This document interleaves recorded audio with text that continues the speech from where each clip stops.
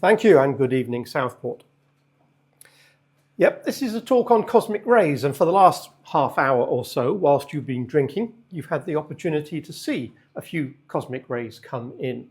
Like meteors, they come at random, and sometimes you can wait for, oh, he says, there's a nice muon that went through the field of view. Sometimes you wait for quite a few seconds and don't see much, but then every once in a while you see a track, which is a bit like a contrail for an aircraft moving through the sky, leaving a trail behind it.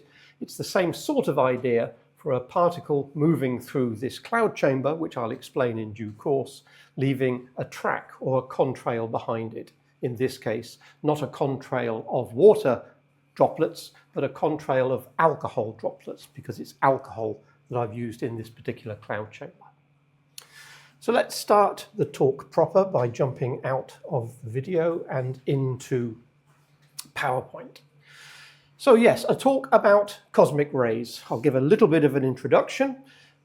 Before I talk about cosmic rays, i.e. radiation coming from the universe, I'll say a little bit about radiation coming from virtually under our feet, background radiation. Then I'll give you a little potted history, a few minutes of cosmic rays, and then talk about how we go about detecting cosmic rays and where are these cosmic rays coming from? These charged particles that appear to be coming from somewhere in the universe. What are the sources? And then I'll summarize right at the end. Firstly, let me say that I have some radioactive sources on the front bench here. That's simply so that I can demonstrate how the cloud chamber works. There's a risk assessment form for anybody that wants it, but I can assure you that there's no risk to any members of the audience, despite the fact that I have a little box here with a radioactive symbol on the side. Oops, sorry. Right, so on the front bench, we've got a couple of detectors, which I'll be talking through momentarily, but one of them is a Geiger-Müller tube, otherwise known as a Geiger counter, and another one is this DIY cloud chamber, this cloud chamber that I built for myself so that I could see cosmic rays. So let's put the Geiger counter into audible mode so that we can hear clicks. The radioactive samples are well away from the Geiger counter at the moment, so we can ask ourselves, well, what's doing the clicking then? Each click effectively signals the arrival of a subatomic particle into what is colloquially called a Geiger counter. Now, physicists don't like that because we really should call it a Geiger-Müller tube, because that then reflects the people who designed this particular detector. But everybody seems to call them Geiger counters, so let's just stick with Geiger counter. So each click signals the arrival of a subatomic particle. It might have come from an atom somewhere in this room. An atom might have decayed and spat out something which produced a click in the Geiger counter.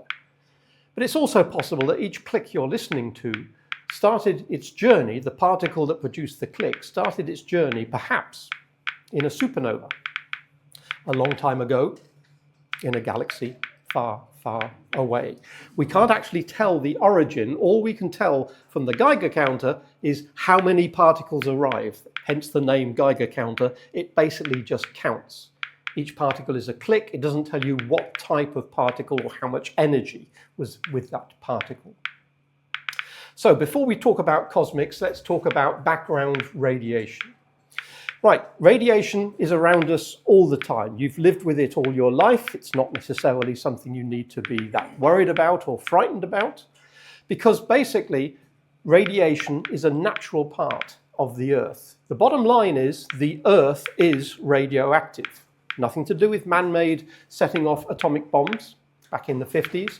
The Earth is radioactive. It was radioactive when it was made 4.5 billion years ago, and it's still radioactive today. That's a natural consequence of elements in the periodic table. Many of the elements in the periodic table are stable. Once you've got an atom of carbon, for instance, let me just switch the speaker off. Once you have an atom of carbon, it effectively stays an atom of carbon.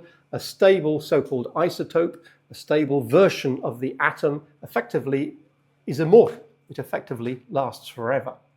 But there are some elements in the periodic table that are unstable. They decay, by which I mean not that they go moldly, unless you keep them in a fridge. They decay into other elements. One element will change into another element and emit subatomic particles along the way. And we can visualize the particles that are emitted by taking one particular example. We're going to take the example of uranium and actually see what's going on with that particular atom. So I'm going to switch back to the camera. And instead of looking at the cloud chamber, I'm going to switch across to this. This is a piece of glass which has been impregnated with uranium. Not surprisingly, it's called uranium glass. Why would you want to put uranium into a piece of glass? Well, you do that not because you want to make it radioactive, because it has very nice properties. It fluoresces rather beautifully under ultraviolet light. And for those watching the video rather than here in real time, let me just show you what this looks like when exposed to UV. You can see it fluoresces like crazy. That's a little bit large to put into the cloud chamber. We can certainly put it in front of the Geiger counter. So for instance, if I put that piece of glass here, you can see it quite definitely is radioactive, but way too big to put inside the cloud chamber. So we're going to be putting something somewhat smaller into the cloud chamber. Let me just leave that on for the moment whilst I take out a small piece of a uranium mineral. And to show you it's not very large, you can see it in the tweezers there. But if I bring it up to the Geiger counter, it is quite definitely radioactive. Let me put this in the cloud chamber. Now I'm going to have to disturb the cloud chamber to put this in. I'm going to have to temporarily open it up and put the sample in and then close it up again. Let me take the clicks off because they get annoying quite quickly.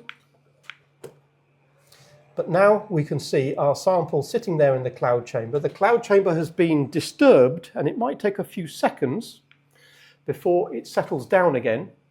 In this particular case, it seems like I don't have to waffle for very long, because already you can start to see tracks that are emanating from the crystal itself, from the mineral itself. Earlier, we were looking at cosmic rays, which appeared essentially anywhere within the cloud chamber. But here we are seeing lines that quite definitely appear to be emanating from the sample itself. If we watch for a few seconds, we might notice that there aren't simply one type of track that seems to be coming from this particular mineral. How long before we notice that there are two types? Occasionally we see a very thin, very bright line coming from the sample. And every once in a while, let's see if we can catch one, we seem to see a more ghostly, rather broader one. There's a few bright ones. There was a faint one coming across the top there. So some of them appear to be very bright and very narrow. Some of them appear to be a bit fainter, a bit more ghostly, and a bit broader.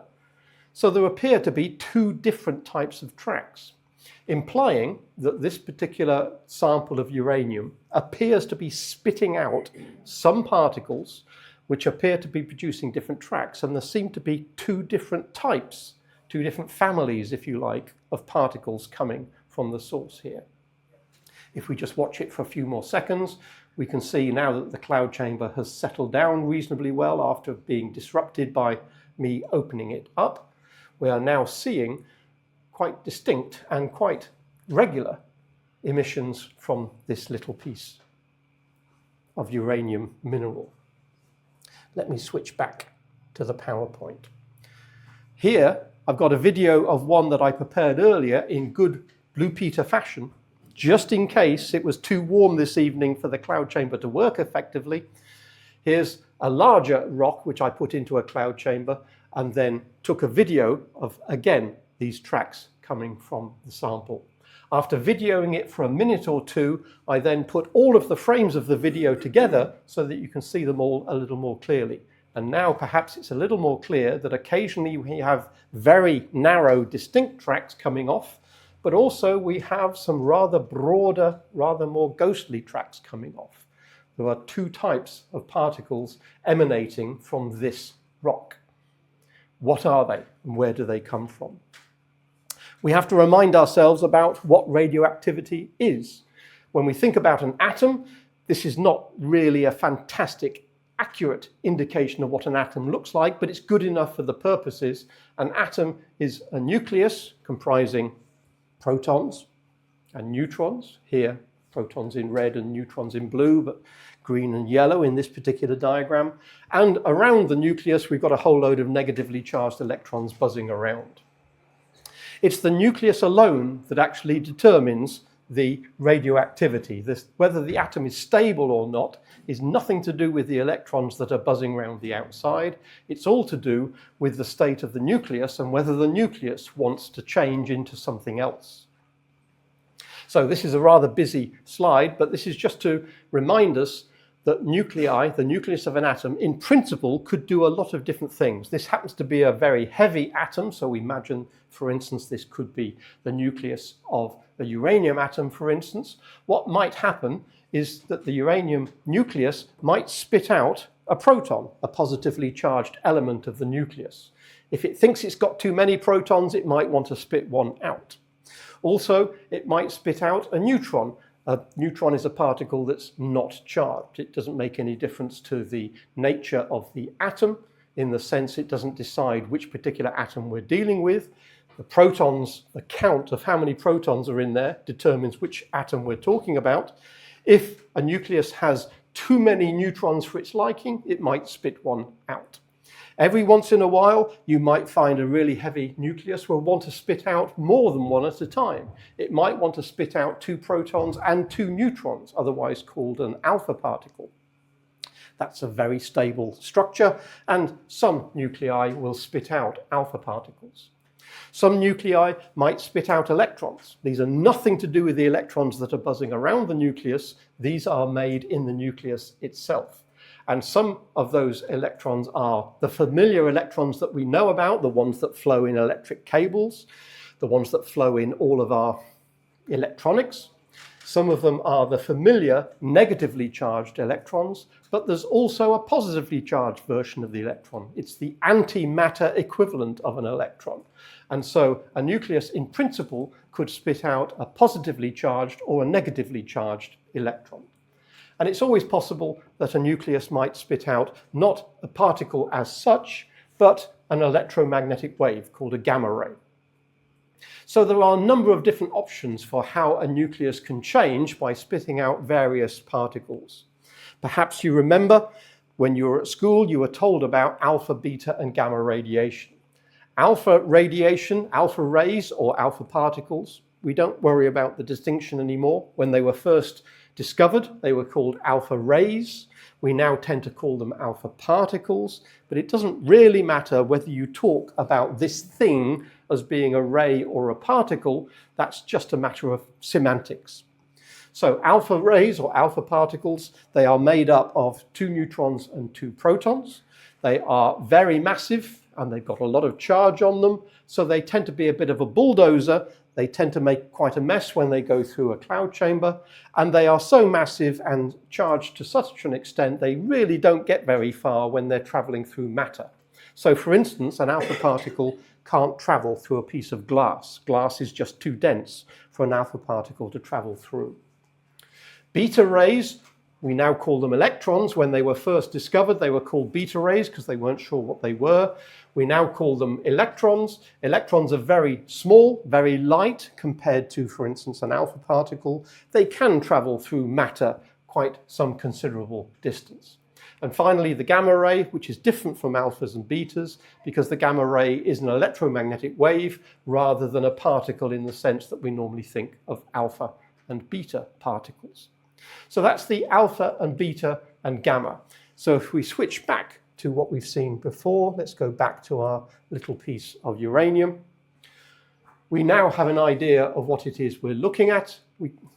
Okay, using a laser on the TV doesn't work too well, does it? So we now think that the sharp things that we're looking at are the beta particles, i.e. the electrons, and the rather more fuzzy, occasionally you see rather less distinct, rather ghostly rays, those are the alpha particles. So let's go back to our little... Here's the one I prepared earlier, and again we can see the same thing. The ghostly tracks are the alphas, the bright narrow tracks are the betas, and if we take a minute or so of video and then add all the frames together, we can see that a little more distinctly. So even without understanding a huge amount of physics of what's going on, we can use a cloud chamber to say, at the very least, I can see that there are two different types of particles being emitted by these rocks, and we can start to use a cloud chamber and other techniques to tell us about the physics of what's actually going on and why materials are radioactive. I should say one thing, because I'll need it later, about radioactive isotopes. An isotope is really a cousin of a particular atom. So for instance, if we take an example, let's take an example of carbon atoms. All carbon atoms have 6 protons in the nucleus, because that's the definition of carbon. The definition of carbon is any atom that contains 6 of these is what we call carbon. That's effectively the semantics. All carbon atoms have 6 protons, but they don't necessarily have the same number of neutrons. For instance, if a nucleus of an atom has 6 protons and 6 neutrons, we call that carbon 12, because 6 neutrons plus 6 protons, 12 in total, that's carbon 12. But carbon 12 has a cousin called carbon 14, which is the familiar 6 protons, but this time 8 neutrons. That gives us 14 in total. And carbon 14 is the carbon that's used for radio dating. If you have a tree that died thousands of years ago, you can carbon date it and work out when that tree died by looking at how much carbon 14 is there compared to carbon 12. That's because carbon 12 is stable, and when you've got carbon 12, it effectively lives forever. But carbon 14 is unstable. It's got a few more neutrons than it really wants, and that tends to change, decay into other nuclei. In terms of how many radioactive nuclei you're ever likely to come across, there are 3 that are most popular in terms of most populous. How many nuclei are there in the world that are the most numerous radioactive nuclei? Perhaps surprisingly, one of the most numerous, one of the most abundant, is potassium. Perhaps you wouldn't have thought of potassium as being one of the radioactive elements. But in your body, you have a certain amount of potassium, and a certain amount of that potassium is radioactive. So at the moment, I reckon that something of order 3,000 or 4,000 nuclei of potassium are decaying every second in your body. In other words, in your body, the number of potassium nuclei you have is changing and dropping at the rate of 4,000 per second. That might sound a lot, but remember that there's a huge number of atoms in your body. It's not thousands or millions or billions, it is literally quadrillions. So losing a few thousand per second is neither here nor there. So potassium is actually one of the largest contributions to background radiation, simply because potassium is everywhere, and one of the isotopes of potassium is radioactive.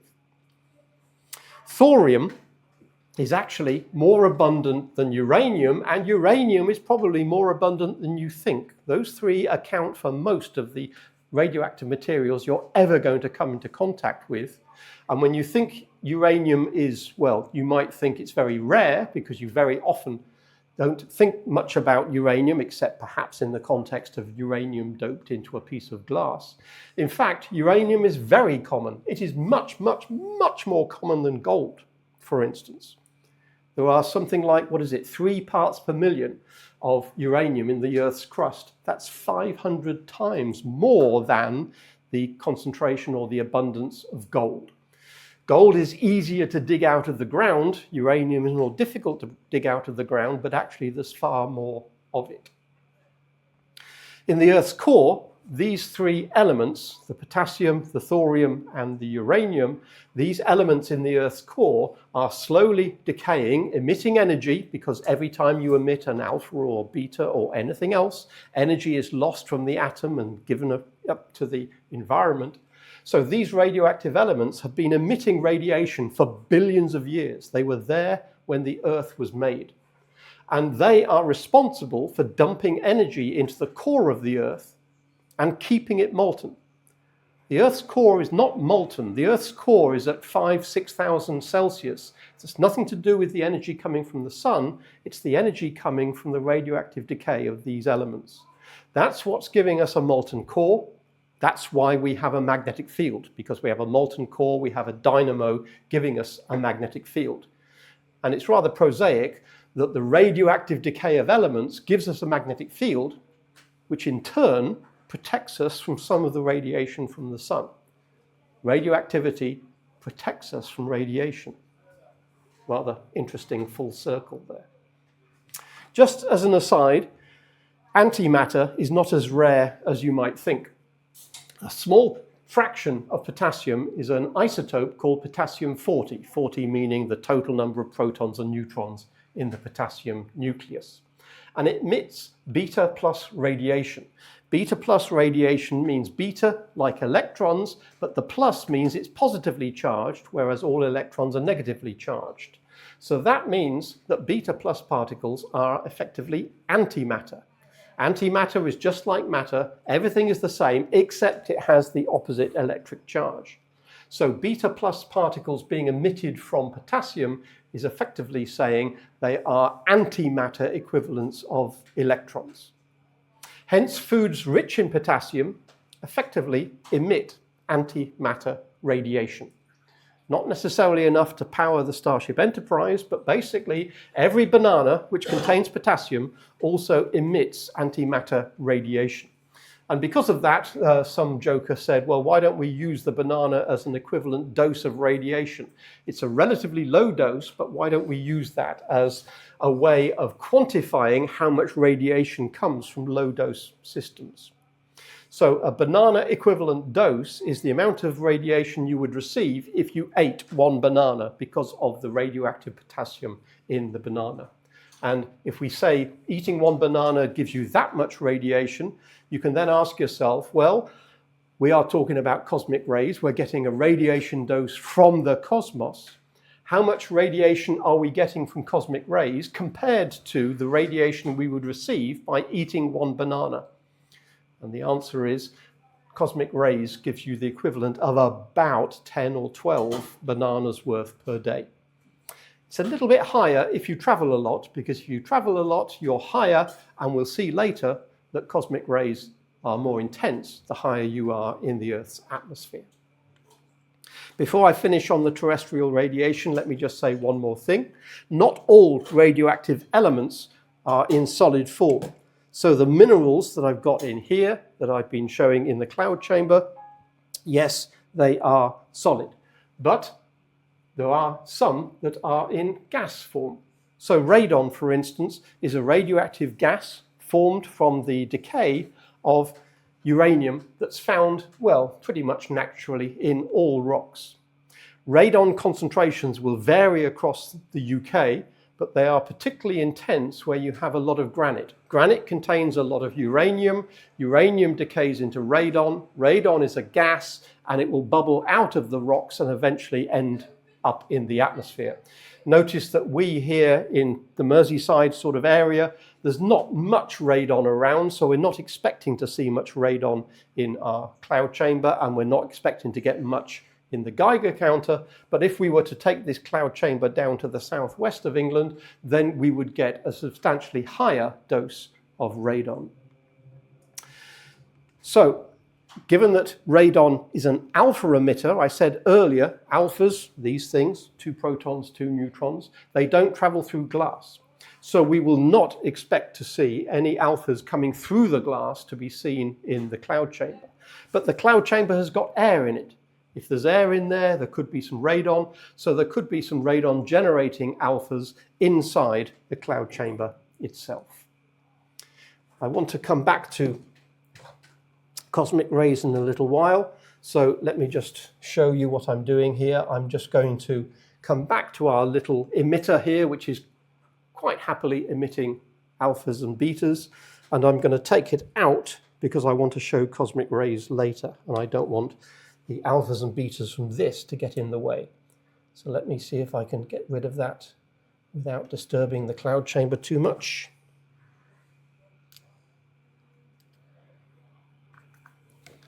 And let's make sure that's well out of the way of the cloud chamber to make sure it's not influencing everything we see beyond that. Excuse me a second. Right, we're done there for the moment. Let's come back to the PowerPoint. Right, I've spent a little while giving you the background, giving you the context of terrestrial radiation so that we can understand what we're talking about when we talk about cosmic rays. So the pioneers of understanding radiation in the terrestrial sense were these individuals, Becquerel, Curie, and Hess. I'm guessing that you probably all recognize Marie Curie in the middle there. Some of you may have heard of Becquerel. I'm guessing that a lot of you won't have heard of Hess. Becquerel discovered radioactivity back in the late 1800s, and Marie Curie took some of the work of Becquerel and started to synthesize various elements such as polonium and radium, showing that these were new elements which again were radioactive. The contribution of Hess to this story will become clear in just a few moments. In the late 1800s, at the turn of the last century, a lot of people were working on radioactivity, and their detector of choice was a gold leaf electroscope, which means a couple of gold leaves, and if you charge them up, they were both charged positive or both charged negative. Like charges repel, and so if you charge up a gold leaf electroscope, the two gold leaves will separate because they'll repel each other, because like charges repel. And so you can use a gold leaf electroscope to tell you when you're looking at something that's charged. But whenever this was used to look at charge and charge transfer from different materials, it was observed that a gold leaf electroscope that was charged up would slowly discharge, implying that extra charge was either coming out of the system or going into the system. The gold leaf electroscope normally was in a little bell jar to prevent it from any currents affecting the experiments that they were doing. So it was observed that gold leaf electroscopes would discharge themselves, implying that there was background radiation.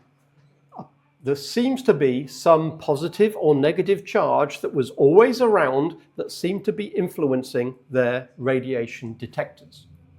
Where was this background radiation coming from? Was it coming from below? Was it coming from beneath our feet? Or was it coming from above? In 1910, Theodore Wolff decided, I'll use an electroscope to measure the background radiation at the foot of the Eiffel Tower, and then I'll use an identical electroscope and measure the radiation at the top of the Eiffel Tower. Does it go down or does it go up? Are we actually measuring radiation from the Earth, in which case it should go down, or are we measuring radiation from above, in which case it should go up?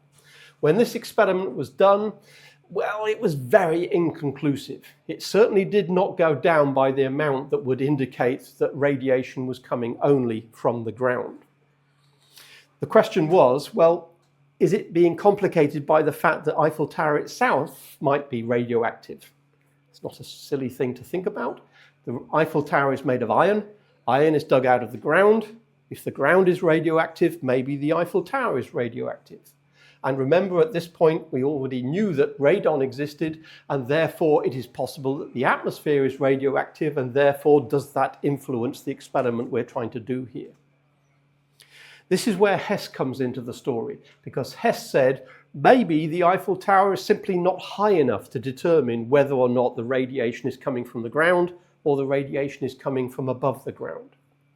So he developed a few detectors that he figured would work in a hot air balloon. So he and a few individuals decided to take some hot air balloon flights with some electroscopes to see what the radiation levels were at different altitudes.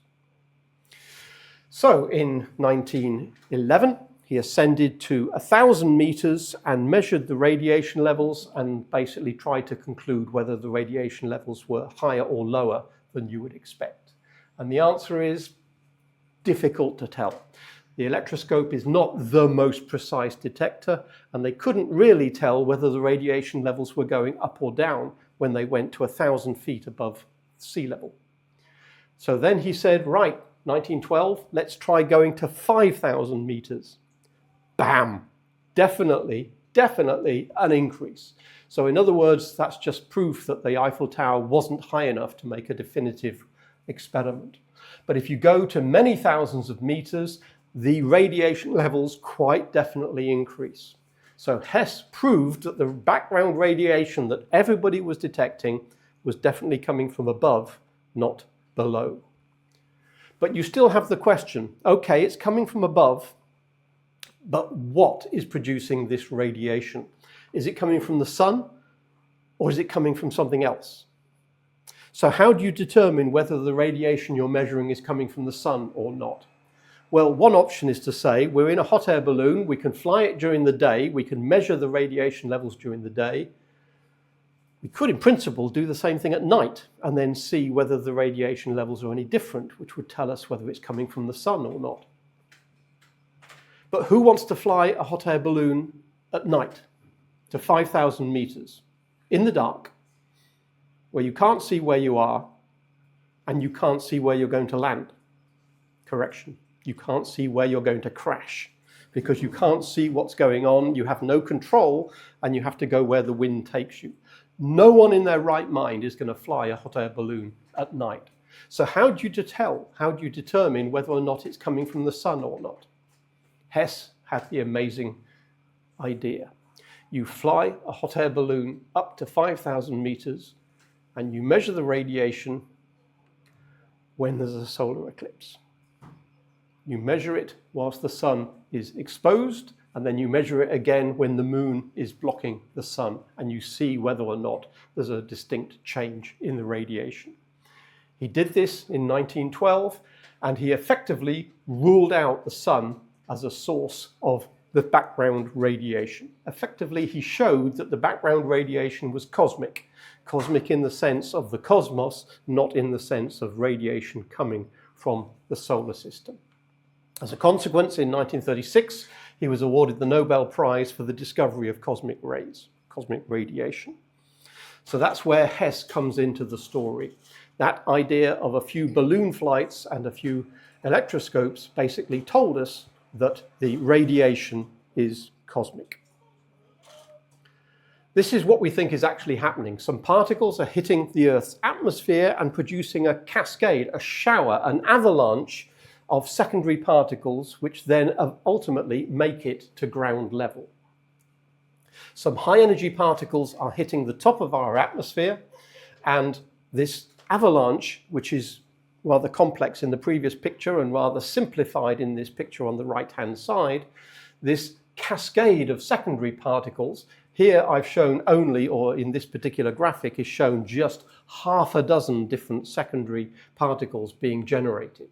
What's important is that at each level, when one particle generates 2, which generates 4, which generates 16, whatever this avalanche is, the energy is always shared amongst all of the particles that are being generated. If you could add up all of the energies of all the particles that reach ground level, in principle, you should find the energy of the incoming particle that generated them in the first place. Regardless of what type of particle they are, if you add up all the energies that are being shared amongst all of the secondary particles, you can calculate the incoming energy. The previous graphic showed lots of these secondaries. This particular graphic only shows a dozen or so secondary particles being generated from the incoming primary. It's never that simple. In some cases, it might be that an incoming particle, if it's energetic enough, might actually generate millions of secondary particles, which then come down through the atmosphere and make it to ground level. It's thought that the initial interaction is way up there at tens of kilometers in height, where the atmosphere is very thin. Many of the particles that are generated are not necessarily the particles that we're familiar with. Nuclei are made of protons and neutrons, and remember, around the protons and neutrons are electrons. But some of the particles being generated here are nothing to do with the particles that make up us and everything else that we see on Earth. Some of them are unstable and only live for a tiny fraction of a second. One of those particles is called the muon. The muon has no part to play at all in making up us, in terms of making up atoms.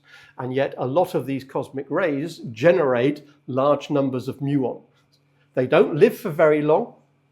They only live for perhaps a few microseconds. But a few microseconds is long enough for them to get from the top of the atmosphere down to a Geiger counter or down to a cloud chamber. After they've passed through the Geiger counter or the cloud chamber, they then decay into something else. But they live long enough for us to actually detect them at ground level. And there's a picture I took earlier of a muon, a straight line through the cloud chamber. Generally speaking, electrons are very lightweight and they tend to rattle around a lot. Muons are similar in some respects to electrons, but much heavier, and therefore they tend to travel in straight lines, whereas electrons tend to get bounced around by colliding with any of the air or alcohol molecules that are inside the cloud chamber. So anything that comes out looking like this, a droplet track that looks relatively straight, that is almost certainly a muon that was generated somewhere in the atmosphere and then has traveled down and passed through the cloud chamber. So if the secondary particles could be muons, or they could be electrons, or they could be protons, what are the primary particles? What are the ones that are actually hitting the top of the atmosphere, producing this cascade that we then see? Well, a number of years of research have gone into trying to determine what these particles are, and it has been determined that most of the cosmic rays, most of the things that are hitting the Earth's atmosphere, producing these showers that we are able to detect, most of them are protons. Most of them are the nuclei of hydrogen atoms. A single proton effectively minus its electron. So a hydrogen atom would be one proton, one electron. Strip the electron away, you're left with a single proton. That is most of the cosmic rays. Something like 90% of them are that. Perhaps 9% of the cosmic rays are alpha particles, 2 protons, 2 neutrons, effectively the nucleus of a helium atom. So effectively, most of them are the nucleus of hydrogen. 10% or 9% are the nucleus of helium atoms, and the remaining 1% of all cosmic rays are everything else. In other words, the nuclei of lithium, beryllium, boron, carbon, nitrogen, oxygen, keep going up the periodic table. The 1% are everything else. And the everything else, as far as we can tell, are all of the atoms that we see throughout the solar system. In other words, although they are cosmic, it appears that the entire periodic table is out there somewhere bombarding the top of our atmosphere. So let's think about detecting cosmic rays. We've been doing that for most of this talk. Let's talk about how we actually do that. How do we detect cosmic rays, either before or after they enter the Earth's atmosphere? So you've already seen this yellow box at the front here, this Geiger-Müller tube, or Geiger counter if you prefer. What's going on inside that Geiger-Müller tube? Well, effectively, it's a cylinder in which most of the air has been removed and replaced with a gas, such that if we apply a high voltage between an electrode in the middle and the outside of the tube itself, no current will flow unless we ionize those atoms. Incoming radiation can ionize, i.e. split the nucleus from the surrounding electrons in those gas atoms, and that will cause a current to flow from the positively charged inner rod to the negatively charged outer tube. And any current that flows as a result of that ionization, which is a result of the radiation that comes in, that ionization produces a small current, and that current is converted into a click by the yellow box. The yellow box provides a bit of high voltage to separate the positive and negative charges, and then a little amplifier inside. It amplifies that small change in current and produces the audible click, so we can hear when a particle actually arrives. How did cloud chambers come to be? Well, this started back in the late 1800s, not as a way of particle physicists saying, I would like to be able to see these subatomic particles. It actually started with a man who climbed Ben Nevis and said, look at these weird things. The Brocken spectre, for instance, when you have the sun behind you and you see your shadow on a very misty day when you're climbing mountains, you can see these odd coloured halos around the shadow of your head called the Brocken spectre and other optical phenomena. Wilson was interested in these optical phenomena, but he didn't want to keep climbing Mount Ben Nevis in order to actually see them. He said, can't I make clouds in the lab so I can study these things like Brocken spectres without having to take any equipment up to the top of a mountain? So basically, he perfected the idea of a cloud chamber, a chamber in which he could make clouds. Literally, in the case of clouds, of course, they're made of water. So he had his first cloud chamber was made of water, which he then would expand and contract in order to produce clouds in this bulb here. When looking at the clouds that he made in the laboratory, remember he was trying to look at optical phenomena, but things kept getting in the way. Although he wanted to look at optical phenomena, he kept seeing these tracks coming through his clouds, which he determined was some background radiation leaving a cloud trail, effectively a droplet trail. We would recognize that now, of course, when we look at aircraft. We know that aircraft flying through high altitude, if there's water vapor up there about at the point of wanting to condense, the passage of an aircraft will actually make that water condense and leave you with a contrail, a condensation trail. Wilson realized that what he was looking at in his cloud chamber were condensation trails produced by subatomic particles. So he thought it was an inconvenience. Every particle physicist in the world said, this is fantastic, because now we have a way of actually visualizing what subatomic particles are actually doing. Up till now, we've just assumed that they exist. Now we can actually see how they behave. We can see how they interact. We can see what happens when we do an experiment. We can see what happens when this subatomic particle goes through a magnetic field. Depending on the charge in the subatomic particle and depending on the magnetic field, it might bend to the left or it might bend to the right. So now we can start understanding what these subatomic particles are.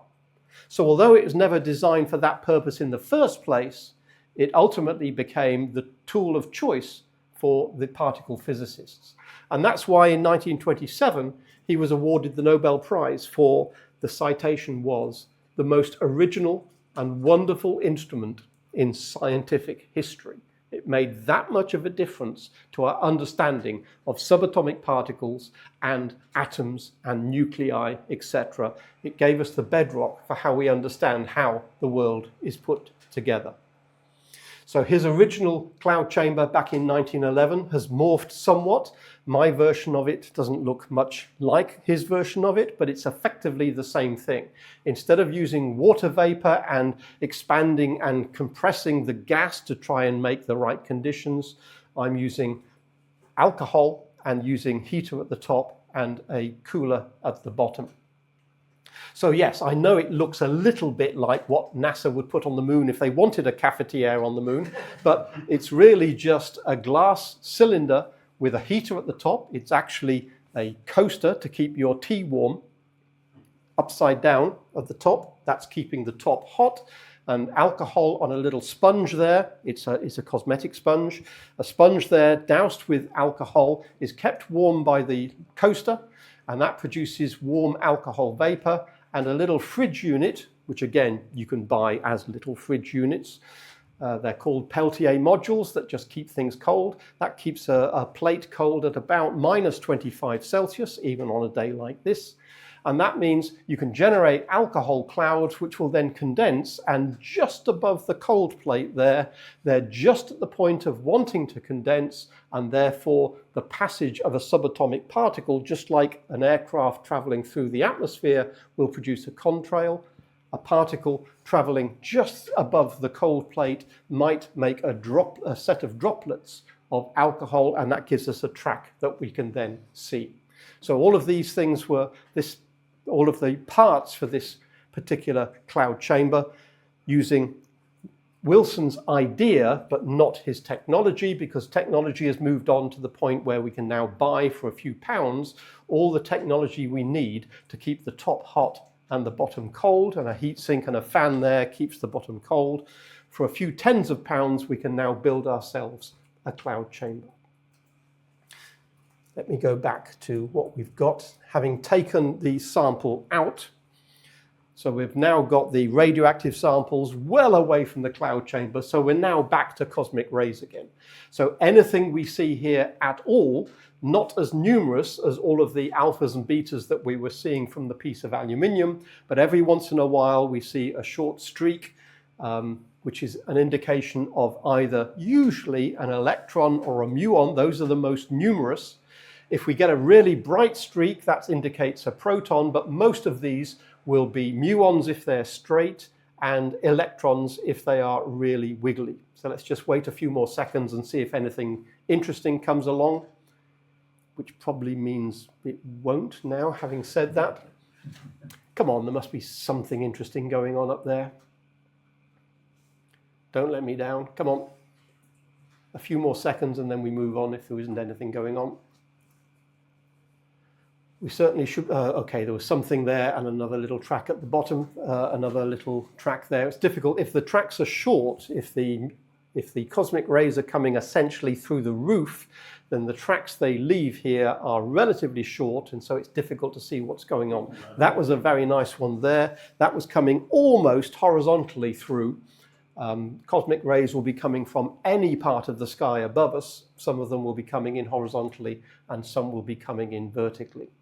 So again, the cloud chamber, for a few tens of pounds, you can see objects coming from the cosmos. So again, one I prepared earlier, just in case. And in this particular case, there was a nice proton coming through on the right. There it goes. And a number of other electrons and muons coming and going in this particular video, seen over a period of a few minutes when I took this video, just as a backup in case the cloud chamber on a warm day like this wasn't going to work too well.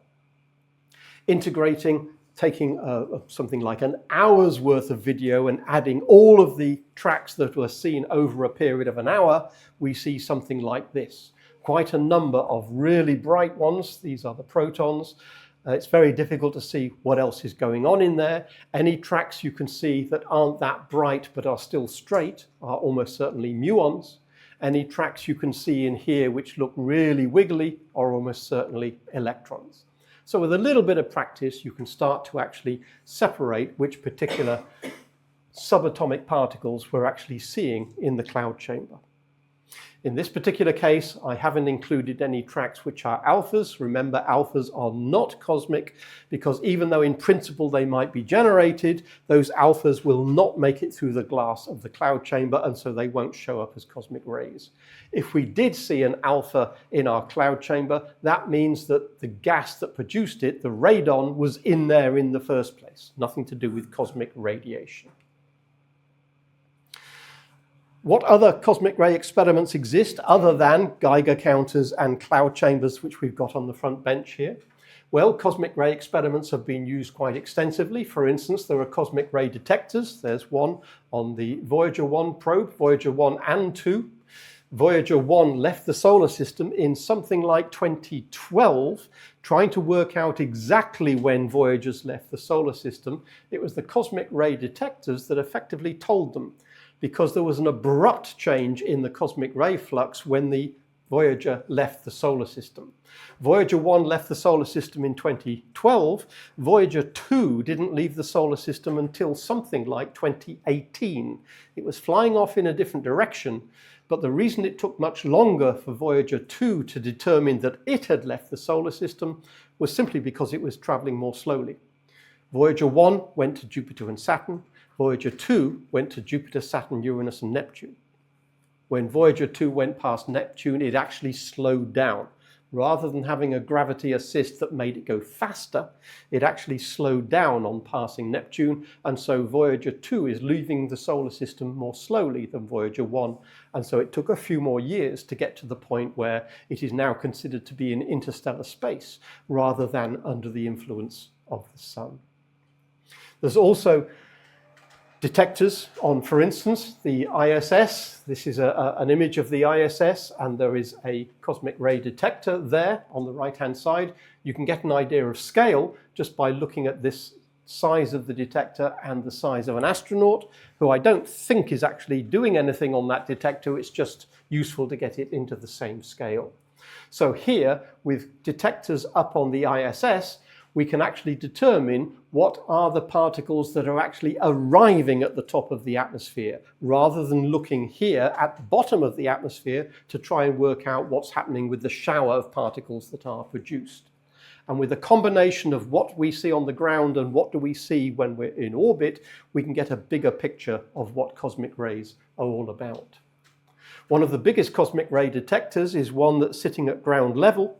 The idea is here, this is so-called Pierre Auger Observatory. It's an observatory in Argentina. This artist's impression says if you get if you get an incoming cosmic ray producing a shower, that shower might be detected by a whole load of these individual detectors scattered over a large area.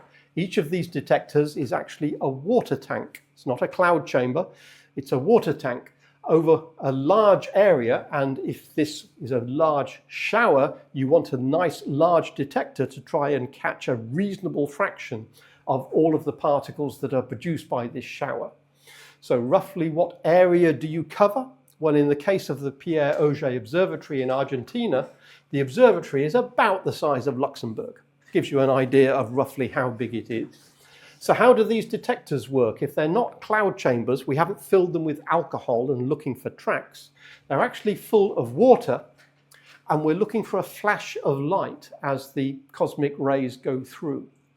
Why should a cosmic ray traveling through water give you a flash of light? Well, it's analogous to what happens when you have, for instance, an aircraft flying faster than sound. An aircraft flying faster than sound is moving faster than the sound can move through the air around it. What's the result? Shock waves. You get a sonic boom when you travel through the air faster than sound can travel through the air. Well, by analogy, the same thing will happen with light. If you can move through a medium, if you can move through a material faster than light can travel through that material, then you get a photonic version of a sonic boom. You get a photonic boom, if you like, which is a flash of blue light. Remember, nothing can travel faster than light in a vacuum, but light travels more slowly in water or air than it does in a vacuum. So it is possible for a particle to move fast enough that it actually goes faster than light can travel through that medium. And that's how these detectors work. Let's think about an incoming particle hitting the atmosphere. It produces a shower of multiple particles, each of which is traveling faster than the light can travel in the air, and you get a blue flash, a blue photonic boom. It's called Cherenkov light or Cherenkov radiation, and this video shows it slowed down considerably because the flash actually happens in about a billionth of a second as these particles come in at the speed of light. So the Cherenkov telescope array, Cherenkov radiation, Cherenkov light is what it's called. There's an array in Chile and there's an array in La Palma, and these telescopes are looking into the sky, looking for this flash as particles, cosmic rays, are coming through the atmosphere, moving through the air faster than light can travel through the air. There are two sets of telescopes being built. They're not finished yet, but they are being put together in the Atacama Desert of Chile and on the island of La Palma in the Canary Islands.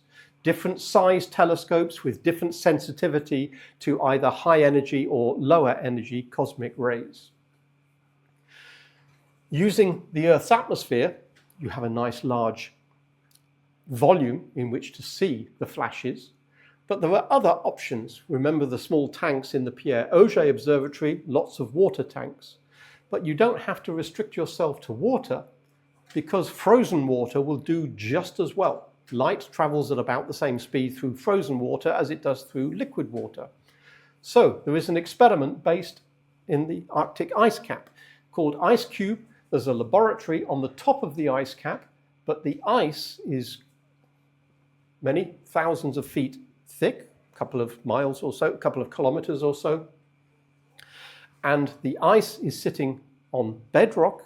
And just to give you scale here, there's the Empire State Building, so you can see roughly what we're talking about. What they have done is drilled lots of cores into the ice and instrumented them by having this sort of string of pearls of lots of photodetectors on the end of each of these string. And there are hundreds of these, so there are thousands of optical flash detectors effectively in the ice.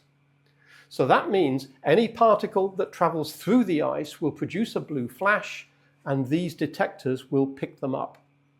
The idea being, if you imagine this simulation, if a particle comes through and produces a blue flash, then lots of these detectors will say, yep, I saw something. And if you see which particular detectors saw the blue flash, you effectively have got a track. You can say this particle came from that direction. And also knowing how bright the flash is, you can get an indication of how much energy was that particular particle had.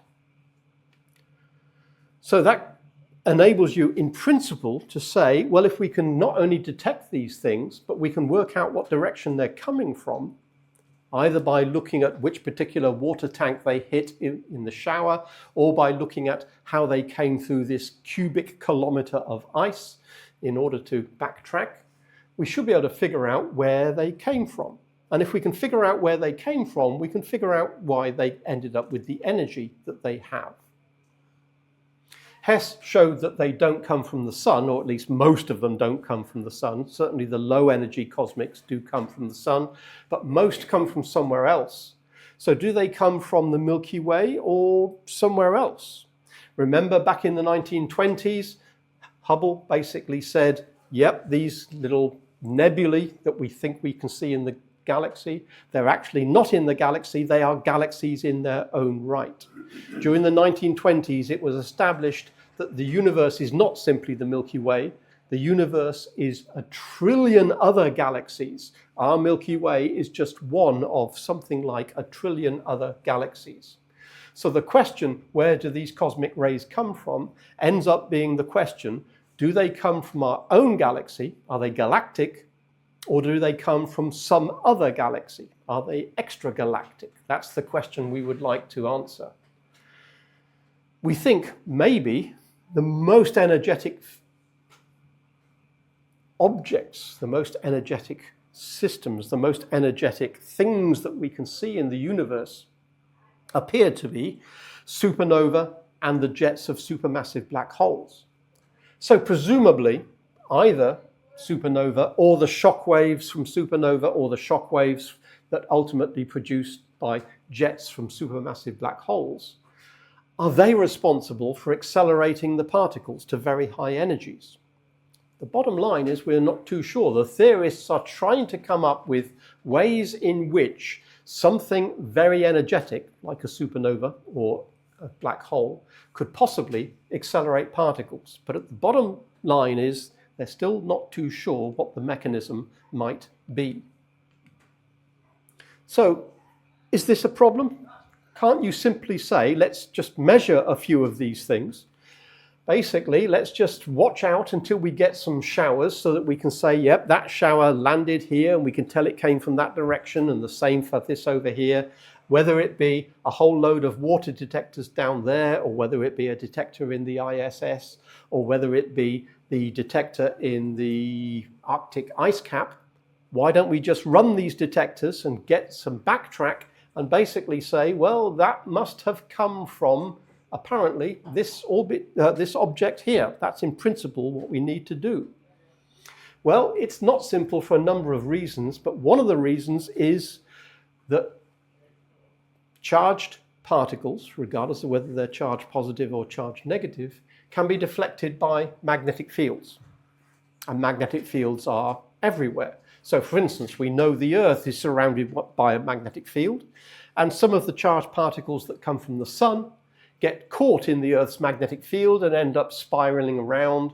Some of them end up getting funneled into the North or the South Pole and give us a beautiful aurora every once in a while. But it means that we have got no chance of working out where the particle came from because it's so distorted by the fact that it's being influenced by the magnetic field. So we all know, again, from school, if we want to know about magnetic fields, how do we measure magnetic fields? Well, we just get some iron filings and sprinkle them down there, and we can see the magnetic fields.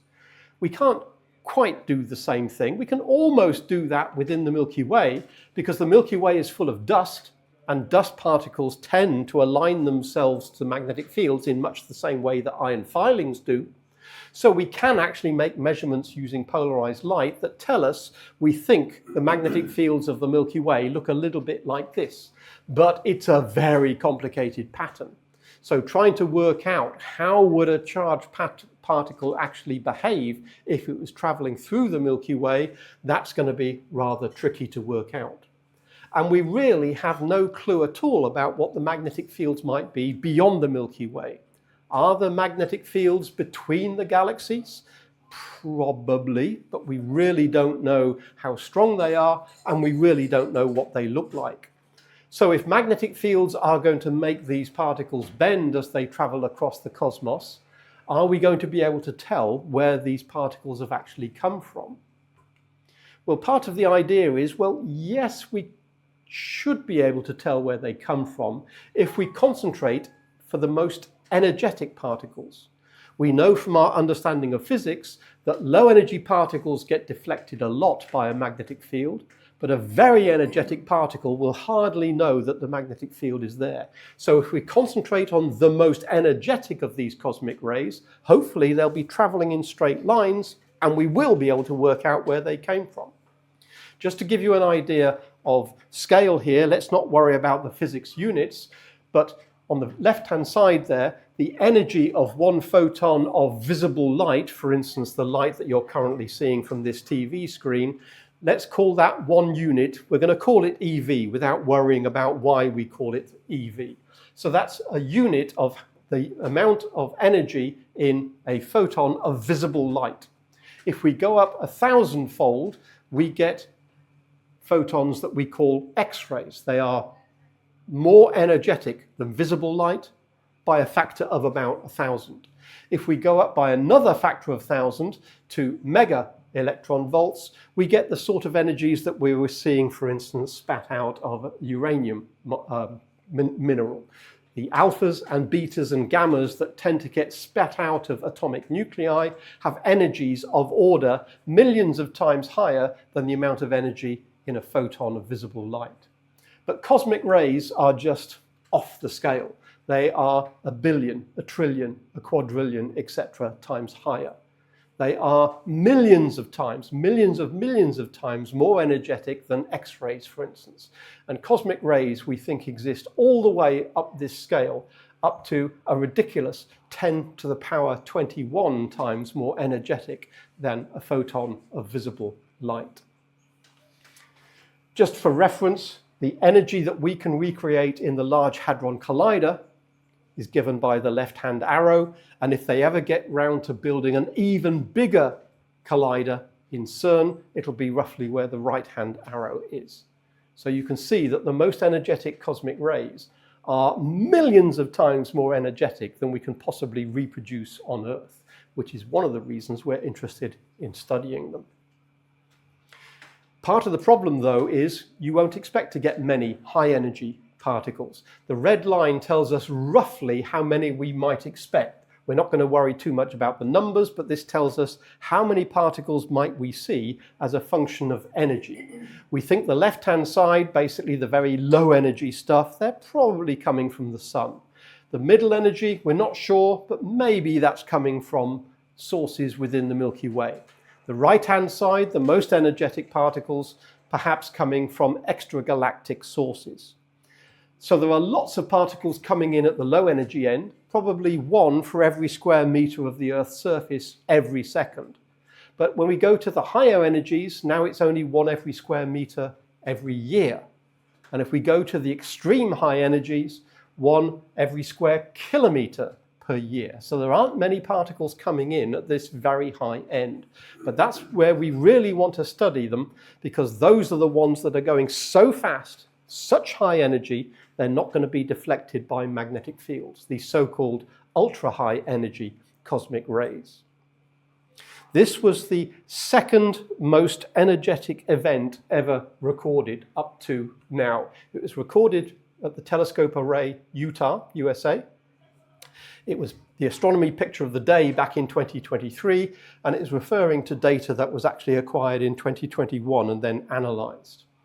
So this is an artist's impression of what we think was going on. The data is what was actually received in all of these individual detectors on the ground. How much energy was dumped in each of those detectors and at what precise time.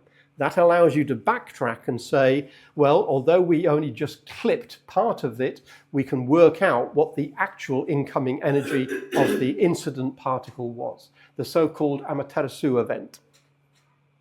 Now, the Amaterasu event should not be confused with the tiramisu event. That was something completely different. That was perhaps what they had at the celebration party afterwards. But you can look at this and say, well, if you think you know what was going on, you can backtrack and you can say, right, okay, this is the second most high energy. It was about half of the front runner for the most energetic particle that was ever seen. So we should be able to just backtrack and find what is at the point of the sky that the Amaterasu event points to. So they did this, and they found that the direction pointed to nothing. No supernova, no supermassive black hole could be found where this particular cosmic ray had come from. So that either means it didn't come from a supernova or a supermassive black hole or something very energetic. Or perhaps the magnetic fields that are out there are stronger than we thought and are actually deflecting these particles, even the really energetic ones. So we think it came from over there, but actually it came from over there. And of course, if we separate them by degrees, then we really have got no idea. If we don't know what the magnetic fields are, we can't figure out where it actually came from. So have we got the source wrong, or have we underestimated magnetic fields? It is not clear, and that's why we need more research. We need more data on cosmic rays to tell us whether we've got the principles wrong or whether we need to rethink either the sources or rethink the magnetic fields. Physicists tend to work in energies. They talk about the energy of a particle. But we know that the speed of light is an ultimate speed limit. We know that as a particle, as any object gets faster and faster and gets closer and closer to the speed of light, its energy goes up. So although we tend to work in how much energy did that particle have, an option is to say, well, how close to the speed of light was it actually traveling? And so we can calculate for any ultra-high energy source, we can basically say, how close to the speed of light was it? The Amaterasu event was the second most energetic event. Nearly twice as energetic was the oh my God particle, because when they first saw that, the scientists who actually determined what its energy is really couldn't understand how any particle could ever get that much energy. So they tended to call it the oh my God particle. right at the extreme end of the graphic that I was showing earlier. You take the energy of the oh my god particle and you convert it into how fast must it have been traveling in order to give you that energy. Obviously, it's traveling less than the speed of light in a vacuum, but it's close to the speed of light. How close? Let's calculate its speed as a percentage of the speed of light. It turned out the oh my god particle was traveling at 99.9999.